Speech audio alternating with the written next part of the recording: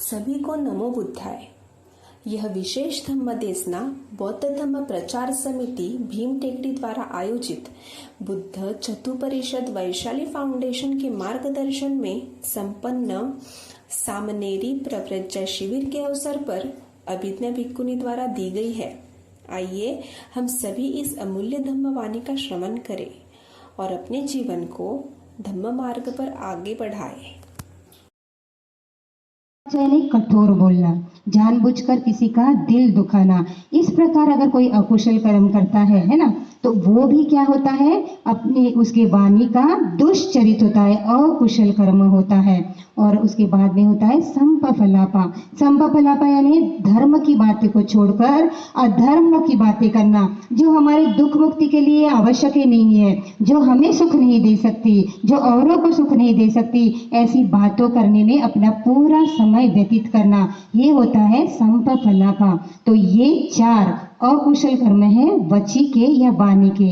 मूसावादा, पिसु नवाचा, फरुसावाचा, संपफलापा, है ना। तो ये चार अकुशल कर्म अगर कोई जानबूझकर करता है तो भगवान कहते हैं वह अपने जीवन में बहुत अकुशल निर्माण करता है वाणी के द्वारा। फिर तीसरा सबसे महत्वपूर्ण है मनोकम्म। तो मनोदुष्चरित्र क्या है? 3 मनोदुष्चरित्र है। पहला है अभिज्ञा। अभिज्ञा यानी लोभ, है ना। लोभ जैसा, जैसे कि लोभ है ना, इस प्रकार से आसक्ति है किसी की, किसी चीज की, किसी वस्तु की, तो वो होता है अभिज्ञा। तो बहुत लोग होते हैं जिसे क्या कहता है, किसी न किसी वस्तु का मन में अच्छा लगता है कि मुझे ये चाहिए। तो इस प्रकार से किसी भी वस्तु की इच्छा जागृत करना बहुत गहरे स्तर पर, वो होता है मनो का दुष्चरित्र, वो होता है मनो का दुष्कर्म, जो होता है अभिज्ञा। यानी अपने आप को लोभ में आसक्त करना, अपने आप को किसी वस्तु में, किसी व्यक्ति में या किसी परिस्थिति में बहुत ज्यादा आसक्त करना चाहिए इस प्रकार से। फिर दूसरा जो मनो का कर्म होता है वो होता है व्यापादा। व्यापादा मीन्स दुख, है ना, दुख या फिर जिसे क्लेश कहते हैं, ईर्ष्या कहते हैं। तो यह होता है दोष, द्वेष के कारण। तो द्वेष के कारण अगर कोई व्यक्ति ईर्ष्या करता है किसी की, है ना, किसी को दुख देता है ना, और किसी के प्रति द्वेष निर्माण करता है, तो वो होता है व्यापादा, यानी द्वेष निर्माण करना, ईर्ष्या निर्माण करना। तो यह भी क्या होता है, मन का कर्म होता है, जो देवदत्त ने भगवान के प्रति किया। बहुत सारे पुण्य कर्म करने के बावजूद भी देवता मनुष्य भूमि में तो आया, संघ में तो आया, लेकिन जान ही नहीं पाया कि मुझे किसके प्रति एक प्रकार से द्वेष नहीं करना है। तो भगवान के प्रति द्वेष करता है, तथागत के प्रति द्वेष करता है, जो पुण्य अनुत्तर पुण्य क्षेत्र है उनके प्रति द्वेष करता है, और उसका परिणाम उसे क्या होता है, अपाय में जाकर चुकाना पड़ता है। तो देखिए द्वेष कितना हानिकारक है। तो इस द्वेष के कारण ही क्या करता है, अपाय में जाते। इसलिए भगवान कहते हैं कि हमें क्या करना चाहिए, व्यापादा नहीं करना चाहिए। तो व्यापाद भी क्या होता है, दुख का कारण होता है, मन का दुष्चरित है। उसके बाद में तीसरा है मिच्छा दिट्ठी। मिच्छा दिट्ठी यानी गलत दृष्टिकोण। क्या होता है गलत दृष्टिकोण? हमें लगता है कि कर्म तो हम कर रहे हैं ना, कोई ऐसे कर लेता है कि अकुशल कर्म कर लेता है, अरे कोई देख तो नहीं रहा ना, किसी ने देखा नहीं मेरा अकुशल कर्म मैंने किया, तो मुझे इसका परिणाम नहीं मिलेगा। इस प्रकार से व्यक्ति क्या करता है, अपने दोषों को, अपने दुष्कर्मों को क्या करता है, ढकता है, चाहता है कि ये मेरे दुष्कर्म किसी को भी पता नहीं चले। लेकिन ऐसे होता है क्या? ऐसे होता है? कभी भी नहीं होता। भगवान कहते हैं 3 वस्तुओं को कभी भी छुपाया नहीं जा सकता। तो उसमें होता है सत्य। ये सत्य क्या होता है, कभी भी छुपाया नहीं जा सकता। तो इस प्रकार से, है ना, कोई व्यक्ति चंद्र को नहीं छुपा, सूरज की किरणों को नहीं छुपा सकता, कोई चंद्र की शीतलता को नहीं छिपा सकता, और कोई व्यक्ति सत्य को भी नहीं छिपा सकता। इसी वजह से अगर हमने कोई भी अकुशल कर्म किए हैं तो वो कभी ना कभी किसी ना किसी को पता चल ही जाते हैं। अगर नहीं भी पता चले तो हमारे चित्त यह जानता है कि मैंने वहां पे अकुशल कर्म किया है। तो ये क्या होता है, मिच्छा दृष्टि होती है लोगों की कि मैं अकुशल तो कर रहा हूँ, लेकिन क्या है, इसका मुझे कर्म का विपाक नहीं मिलेगा, कोई ये नहीं जानेगा कि मैंने अकुशल कर्म किए हैं। तो इस प्रकार की मिथ्या दृष्टि होता है। किसी की मिथ्या दृष्टि होता है कि भगवान ने इस प्रकार से नहीं बताया। बहुत सारे जैसे हम प्रवचन भी देते हैं, भगवान बुद्ध का धम्म बताते हैं, तो कोई कहता है अरे भगवान ने तो ये नहीं बताया है ना, बाबा साहेब ने तो ये नहीं बताया है ना। लेकिन जो बुद्ध होते हैं वो इतने ज्ञानी होते हैं जो हमारा ज्ञान कभी भी वहां तक नहीं पहुंच सकता। अरे हम तो अभी अभी शुरुआत किए हुए लोग हैं, है ना, पृथक जन है। हमें तो बहुत सारे लोग हैं, ये भी यहाँ पे बैठे हैं, उनको तो ध्यान की अवस्था भी प्राप्त नहीं हुई। अभी भी हमें लोभ निर्माण होता है, द्वेष निर्माण होता है, मोह निर्माण होता है। अभी भी हम इस मन के जो दुष्कर्म है उससे पूरी तरह से छुटकारा नहीं पाते। लेकिन तथागत वो होते हैं जो अपने असंख्य पारमिताओं को पूरी करके सभी प्रकार के अभिन्याओं को प्राप्त करके वो स्थान प्राप्त करते हैं जो अभी तक इस भूमि पर केवल और केवल बुद्ध के द्वारा ही प्राप्त किया जाता है। तो सोचिए बुद्ध का ज्ञान क्या होगा। तो अगर हम सोचते हैं कि अरे ये तो भगवान ने बताया नहीं, इसका मतलब ये नहीं कि भगवान ने हमें नहीं बताया, इसका मतलब है हमने वो अभी तक जाना नहीं, चाहे वो हमने पढ़ा नहीं है, अनुभव के स्तर पर नहीं जाना है, इसलिए हम कहते हैं नहीं ये जो बताया गया है वो क्या है, और मैंने मिथ्या दृष्टि है। वो क्या कहते हैं कि ये गलत है, भगवान ने कभी ऐसे नहीं कहा है, बाबा साहेब ने कभी ऐसे नहीं कहा है। लेकिन आप जान सकते हैं कि जो बुद्धि जानता है तो अपनी दृष्टि मिथ्या दृष्टि से हटा देता है और उसकी दृष्टि सम्मा दृष्टि हो जाती है। वो देखता है अरे मेरे ही कर्म के आधार पर मैं क्या हुआ, अभी तक भव संसार में, अभी तक दुख चक्र में फंसा हुआ हूँ। अगर मैं भगवान के द्वारा दिखाया गया मार्ग पर चलता हूँ तो निश्चित ही मैं क्या करूँगा, अपने सभी क्लेशों को छोड़ दूंगा और अपने सभी दुख को पीछे छोड़ते हुए, अपने दुख को काटते हुए मैं निब्बान और परम सुख को प्राप्त हो जाऊंगा। तो महत्वपूर्ण क्या है, हमारे अंदर जो गंदगी है उसको साफ करना, यही तो निब्बान है। जिस क्षण हमने हमारे लोभ को, द्वेष को, मोह को, मिथ्या दृष्टि यानी अविद्या को नष्ट कर दिया है, उसी क्षण हम निब्बान को प्राप्त होंगे। और जो हम कहते हैं ना मिथ्या दृष्टि या सत्ताय दृष्टि, वो कब दूर होती है, सोतापन्न अवस्था में। जब कोई व्यक्ति सोतापन्न बन जाता है तो समझ लेता है यही मार्ग है बुद्ध का, जहां से चलते चलते चलते मैं निश्चित ही निब्बान को प्राप्त हो जाऊंगा।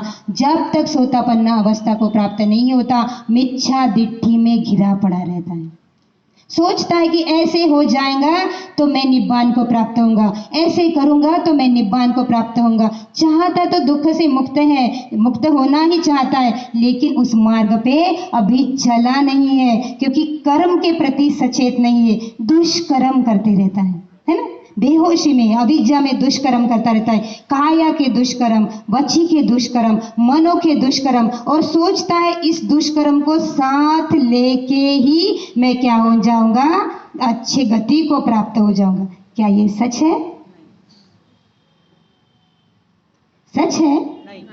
क्या हम गंदगी को लेके अपने चित्त को अकुशल करके क्या सच में सुगति को प्राप्त हो सकते हैं? कभी नहीं, क्योंकि निसर्ग का नियम हर एक व्यक्ति के लिए सेम है, कभी वो बदलता नहीं। आज ये नहीं है कि आज कोई व्यक्ति बहुत अमीर है, बहुत प्रतिभाशाली है या बहुत समाज में प्रतिष्ठा रखता है तो वो हमेशा ही वैसे ही रहेगा, ये नहीं कहा जा सकता। क्योंकि कर्म और कर्म के फल सभी के लिए क्या होते हैं, समान होते हैं, उसके चित्त की चेतना के आधार पर। अगर उसकी चित्त की चेतना कर्म करते हुए अच्छी है, कुशल करने की है, सभी के लिए बहुजन हिताय बहुजन सुखाय है, तभी वो व्यक्ति सुख को प्राप्त हो सकता है। इस नैसर्गिक सत्य में, इस सनातन सत्य में कोई भी दूसरा, जिसे हम कहते हैं क्लासिफिकेशन, नहीं हो सकता। ना वो स्त्री पुरुष का हो सकता है, ना वो अमीर गरीब का हो सकता है, ना वो किसी जाति का हो सकता है, ना किसी वो धर्म का हो सकता है। वो केवल और केवल नैसर्गिक सत्य के आधार पर ही क्या होता है, उसका कर्म और कर्म के विपाक निश्चित होते हैं। तो हम किसे बेवकूफ बना रहे हैं, है ना? हम किसे बेवकूफ़ बना रहे? क्या हम दूसरों को बेवकूफ़ बना रहे? अरे नहीं, हम तो अच्छे कर्म कर रहे हैं, हमको निब्बान प्राप्त चाहिए, हमें निब्बान चाहिए, चलो यही तो मार्ग है, मैं तो बहुत आगे बढ़ गया हूँ, है ना? ऐसे कई कई व्यक्ति करते हैं, लेकिन ये सही नहीं है, क्योंकि वो एक व्यक्ति, वो एक चित्त हम सभी के पास होता है, जिसे हम सभी लोग जनरल भाषा में बोलते हैं कि बोधि चित्त सभी के पास है ना? बोला जाता है कि बोधि चित्त तो सभी के पास है, अभी वो ढका हुआ है, अभी वो नहीं दिख रहा है, तो वो बोधि चित्त यानी होता है हसीतुपाद चित्त, यानी जो अरहंत का चित्त होता है। ये अरहंत का चित्त सभी में है, मुझ में है, आप में है, यहाँ पे बैठे हुए जो दिखने वाले हैं, नहीं दिखने वाले, सभी सत्व में वो चित्त है, जिसे कहा जाता है हसीतुपाद चित्त, अरहंत का चित्त। वो सब जानता है कि हम कर्म कर रहे हैं तो वो अच्छे कर्म है, वो दुष्चरित्र है या सुचरित्र है। अगर हम कहते हैं कि हम अच्छे कर्म कर रहे हैं, लेकिन हमारा चित्त जानता है अगर वो दुष्चरित्र है तो वो हमारे क्या करेगा, वो वही तक, वो हमारा दुष्चरित्र में ही क्या करेगा, उसका विपाक तैयार करेगा। हम ही हमारे कर्मों के विपाक तैयार करते हैं, हम ही हमारे लिए भूमि तैयार करते हैं, हम ही हमारे लिए सुख का जो है सुख निर्माण करते हैं, और हम ही है जो दुख का निर्माण करते हैं। कोई वहाँ पे भगवान नहीं बैठा है जो ये करेगा कि अरे ये व्यक्ति तो मेरी बहुत अच्छे से पूजा करता है, बहुत अच्छे से प्रशंसा करता है, चलो मैं इसे क्या कर देता हूँ, चलो ये क्या है, बुद्धिस्ट है, तो चलो मैं इसको जल्दी से निर्वाण को दे देता हूँ। होता है कैसे? होता है? कोई भगवान ऊपर नहीं बैठा। इसलिए भगवान कहते हैं, तथागत सम्यक संबुद्ध कहते हैं, जो अपने सभी द्वेषों को भग्न कर लेता है, नष्ट कर लेता है, राग को, द्वेष को, मोह को, सभी क्लेशों को जो भग्न कर देता है, वही भगवा कहलाता है। तो आप सभी में वो गुण है। अकुशल है, यानी 10 अकुशल कर्म पथ करता है, तो वो अपने लिए दुख का निर्माण करता है, दुर्गति का निर्माण करता है। लेकिन अगर उस व्यक्ति ने अपने मन को, अपने चित्त को अच्छे कर्म में लगा दिया, तो अच्छे कर्म कौन से है? 10 पुण्य क्रिया, जो हमने 2 दिन पहले भी डिस्कस किया था। 10 जो पुण्य क्रिया होते हैं वो हमारे चित्त को क्या करते हैं, कुशलता की ओर लेके जाते हैं। और जैसे जैसे हम ये 10 क्रिया करते हैं, पुण्य करते हैं, तो हमारा जो चित्त हो जाता है वो कैसे हो जाता है, काया सुचरित, वची सुचरित और मनो सुचरित। यानी सबसे पहले हमारे अकुशल कर्म को हमें कुशलता प्रदान करनी पड़ती है, और जब हमारा कुशलता बढ़ते जाता है तब हमारे कुशल कर्म पथ हो जाते हैं। और ऐसे ही निरंतर कुशल कर्म पथ करते करते यह हमारी पारमी बनती है, और पारमी जिस दिन पूरी होती है और हमारे क्लेशों को हम सगुण रूप से नष्ट कर देते हैं, उसी क्षण हम क्या होते हैं, निब्बान यानी परम सुख को प्राप्त होते हैं। तो कोई व्यक्ति अगर ऐसे कहता होगा कि नहीं, मेरे में कोई भी अकुशलता नहीं है और मैं ऐसे ही ध्यान करते करते निर्वाण को प्राप्त हो जाऊंगा, तो भगवान ने ऐसे नहीं बताया है। सभी को पता होगा कि हमें हमारे पारमिताओं के घड़ों को पूरा करना पड़ता है। जिस व्यक्ति के पारमिताओं के घड़े पूरे हुए हैं वही केवल निब्बान को प्राप्त हो सकता है, वही व्यक्ति केवल सही अर्थ में अपने सुख को प्राप्त करने का प्रयास करने के लायक होता है। तो हमें यह जानना चाहिए कि ये जो निब्बान है वो कैसे है, बहुत लंबी प्रोसेस है, बहुत लंबी प्रक्रिया है। लेकिन कोई व्यक्ति अगर इस लंबी प्रक्रिया को शॉर्ट करना चाहता है तो उसे क्या करना चाहिए, अपने आप को निरंतर पुण्य कर्म में मग्न करना चाहिए, पुण्य कर्म में रत रहना चाहिए। जो भी व्यक्ति निरंतर पुण्य कर्म करता रहेगा, जो भी व्यक्ति अपना चित्त हमेशा प्रसन्न रखेगा, महाकुशल रखेगा, वही व्यक्ति अपने महाकुशल चित्त के कारण ध्यान अवस्था को प्राप्त होगा। और जैसे जैसे उसकी महाकुशलता चित्त बढ़ेगा वैसे उसे प्रथम ध्यान, द्वितीय, तृतीय, चतुर्थ, पंचम इस प्रकार के ध्यान प्राप्त होके सही अर्थ में वो आर्य पुग्गल बनता है। इसी वजह से जब भी हम कहीं बुद्धिस्ट कार्यक्रम होता है तो सबसे पहले त्रिशरण और बाद में पंचशील, है ना, कम से कम अगर उपासक उपासिका है तो कम से कम पंचशील ग्रहण किया जाता है। क्यों? क्योंकि पंचशील से ही हम क्या होते हैं, हमारा जो कर्म होता है वो दुष्चरित से सुचरित बनता है। इसी वजह से हर एक बुद्धिस्ट प्रोग्राम में हम क्या करते हैं, शीलों को सबसे पहले ग्रहण करते हैं। तो हम देखते हैं कि कौन से अकुशल कर्म है जिसको हमें नष्ट करना है, दूर करने का प्रयास करना है। तो 10 अकुशल कर्म के बारे में आज हम थोड़े विस्तार से जानेंगे। तो 10 अकुशल कर्म में 3 भाग किए गए हैं। पहला है काया दुष्चरित, यानी काया से दुष्चरित या जो अकुशल कर्म है वो। उसके बाद में है दूसरा है वची दुष्चरित, वची से यानी वाणी से किया जाने वाला दुष्कर्म। और तीसरा होता है मनो दुष्चरित, यानी मन के द्वारा किया गया जो कर्म है वो होता है मनो दुष्चरित। तो पहला देखते हैं जो काया दुष्चरित। तो काया दुष्चरित में भगवान ने कहा है 3 कर्म जो है हमारे काया के द्वारा अगर हमने किए तो वो दुष्चरित हो जाते हैं, यानी उसका जो परिणाम है हमें दुख के रूप में आता है।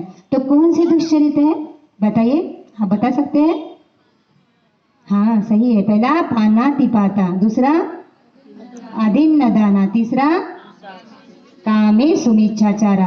तो पहला दुष्चरित होता है जो हम काया से करते हैं। कौन सा है? पानातिपाता। अगर हम किसी की हिंसा कर लेते इस काया से, जानबूझकर अगर हम किसी की भी हत्या कर लेते हैं तो वो हमारा क्या हो जाता है?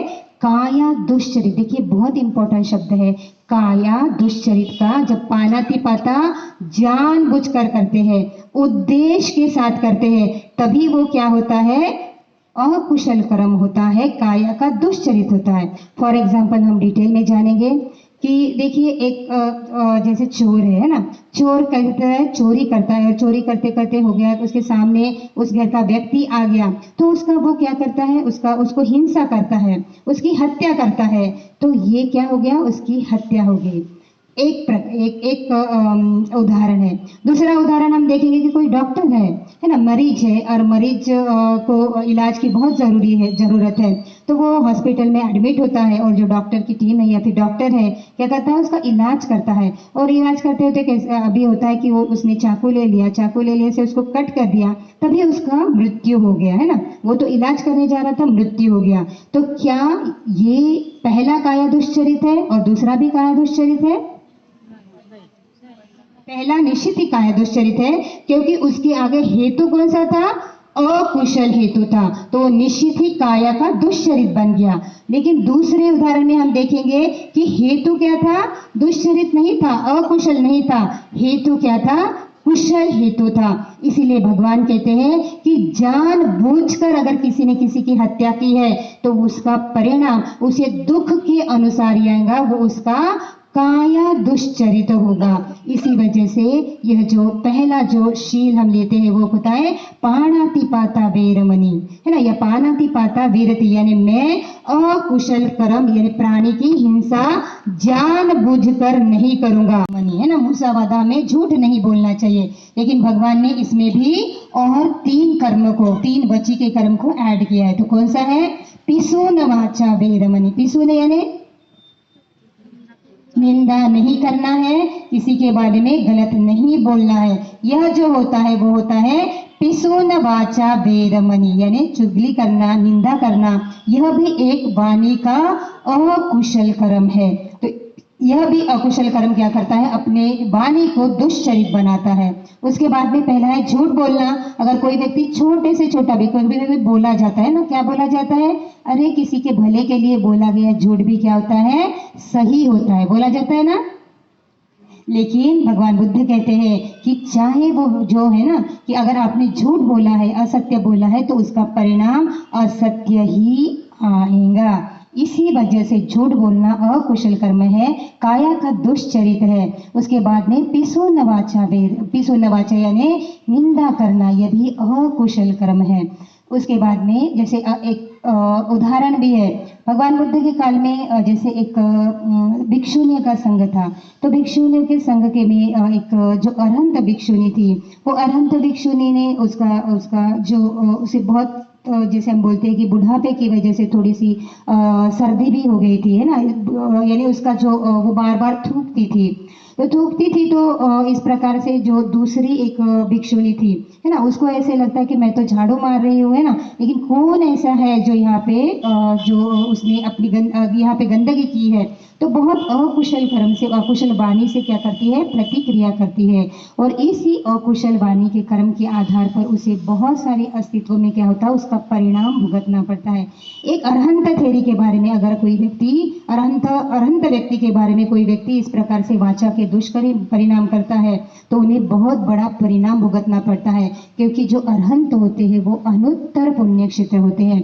यानी अगर उन्हें कोई दान भी देते हैं, उनके प्रति कोई कुशल भी कर्म करते हैं, उनको बंधन भी करते हैं, तो बहुत सारे पुण्यों का संचय कर लेते हैं। लेकिन उनके प्रति कोई अकुशल कर्म करता है तो बहुत अकुशल कर्मों का क्या करता है, वो परिणाम को भुगतना पड़ता है। इसी वजह से हमें जो वची कर्म है, उस वची कर्म के प्रति भगवान ने सजग रहने के लिए कहा है। दूसरा कर्म होता है वो है अदिन्न दाना। अगर कोई चोरी करता है, चोरी कैसे, जानबूझकर कोई चोरी करता है, जानबूझकर दूसरों की चीजों को ग्रहण करता है, वो उसके लिए नहीं है फिर भी अपनी मानता है ना, उसके लिए दी गई नहीं है, फिर भी वो सोचता है कि अरे ये क्या कहता है, मैं ले सकता हूँ, मैं इसका उपभोग कर सकता हूँ। तो जानते हुए या न जानते हुए वो क्या करता है, वो दुष्कर्म करता है, अदिन्न दाना का, चोरी करता है। जानता है वो वस्तु उसके लिए नहीं है, फिर भी उस वस्तु को लेना, चाहे वो छोटी वस्तु हो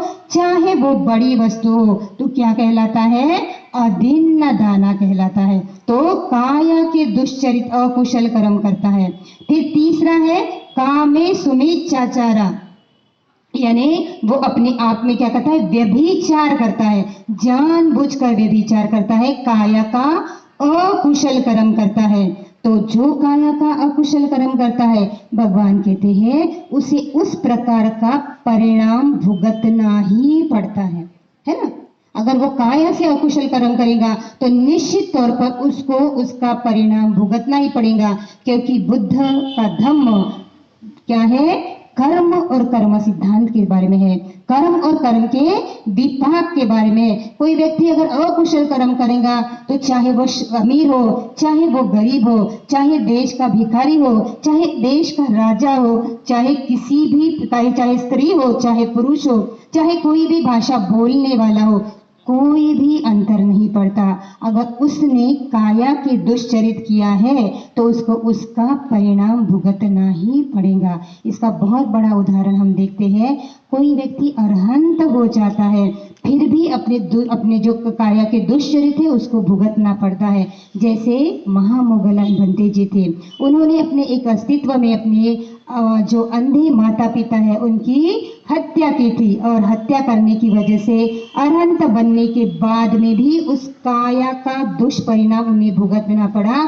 तो उनकी भी हत्या कैसे हुई, उसी प्रकार से जैसे कहा जाता है कि उनकी हड्डियां है, उस हड्डियों को भी जैसे इतना मारा गया कि उस हड्डियों का भी चूर्ण बन गया, है ना, इस प्रकार से उनको मारा गया। तो चाहे वो अपने जो अकुशल कर्म है वो अरहंत होने के बाद में भी भुगतने पड़ते हैं। इसी वजह से भगवान कहते हैं कि जानबूझकर हमें छोटे से छोटा भी अकुशल कर्म, काया का अकुशल कर्म नहीं करना चाहिए, क्योंकि वो हमें दुख ही देगा। फिर भगवान कहते हैं बची के 4 अकुशल कर्म है, तो हम हमेशा क्या करते हैं, शील लेते हैं। कौन सा लेते हैं बच्ची का, कौन सा,